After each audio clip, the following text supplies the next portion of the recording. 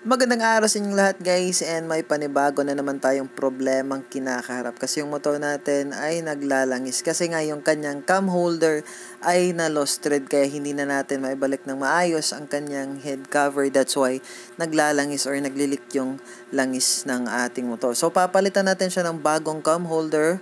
Pero bago yan, kung bago ka pa lang dito sa aking channel, please do subscribe and don't forget to leave a like. So sa mga hindi nakakaalam, ang kasukat pala ng cam holder na ating Rusi Flash ay pang Supremo TMX or pang XR125. So huwag kayong mabahala kasi marami naman itong mabibili online. So kayo na lang yung pumili. So since nga feeling mekaniko tayo, kaya napagdesisyonan ko na lang na ako na lang yung gagawa or magkakabit ng ating bagong cam holder. Kaya yan guys, makikita nyo sa video na sinimulan ko nang tanggalin yung mga tornilyo, lalo na dito sa ating head cover. So medyo nahirapan tayo dito, pero konti lang naman. So natanggal naman natin yung head cover as well as yung head gasket. So after kong tanggalin yung head cover, ay tinanggal ko na rin yung kanyang adjuster kasi nga para mawala yung tension ng ating timing chain. So dito guys, kinalikot ko siya ng konti kasi medyo masikip yung area of responsibility. So after nun guys, ay tinanggal ko na rin yung mga tornilyo na nakahawak sa ating cam holder, and kung makita nyo medyo nahirapan tayo dito sa pagpaluwag ng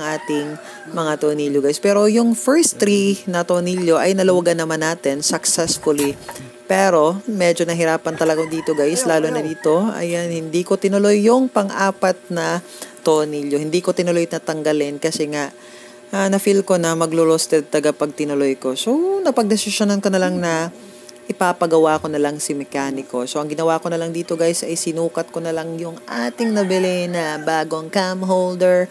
Kasi doubtful pa rin ako na baka magkaparehas lang sila ng mukha at baka hindi magkasya yung mga dapat ilipat dito sa ating bagong guys. So, yun guys, pumunta na ako sa shop. Hindi ko na pinatagal. Pumunta na ako dito sa shop, and pagdating ko sabi ng mekaniko na papalamigin lang muna yung motor ko. So, itong shop na to guys, suki talaga ako ni kuya kasi every time na tinatamad ako mag-DIY ay dito talaga ako pumupunta. So, ayan guys, sinimula na ni kuya na i-timing or ilagay sa TDC yung ating piston kasi kailangan talaga yon bago tanggalin yung timing chain as well as yung timing gear.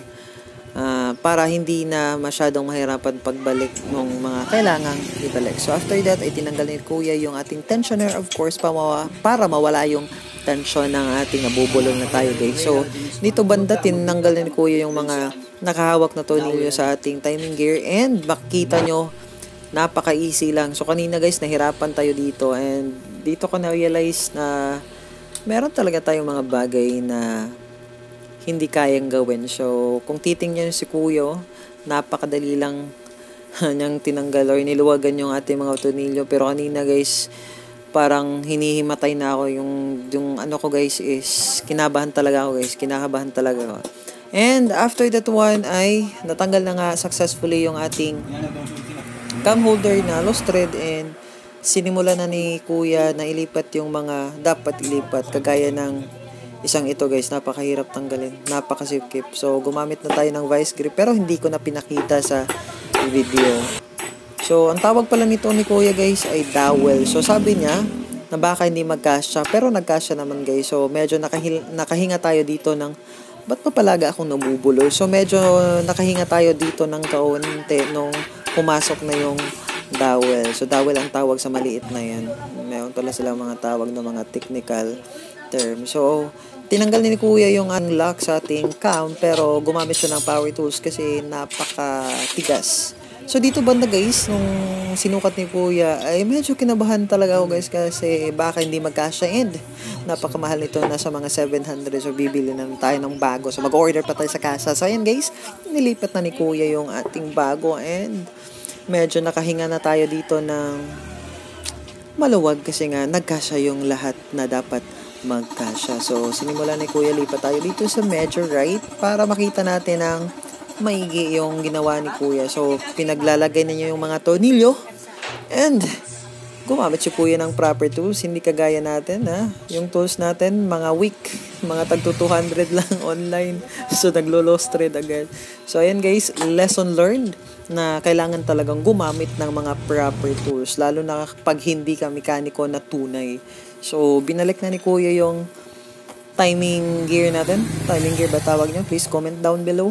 So ayun guys, hindi ko na na-videohan yung buong pangyayari, yung buong process ng pagkabit kasi yung cellphone natin ay nalobat. So baka sabihin nyo na bakit hindi ko na lang pinagawa yung luma kong cam holder, yung cam holder na lost thread ko. So dito kasi sa amin guys, dito sa bayan namin, pahirapan talaga yung mga machine shop.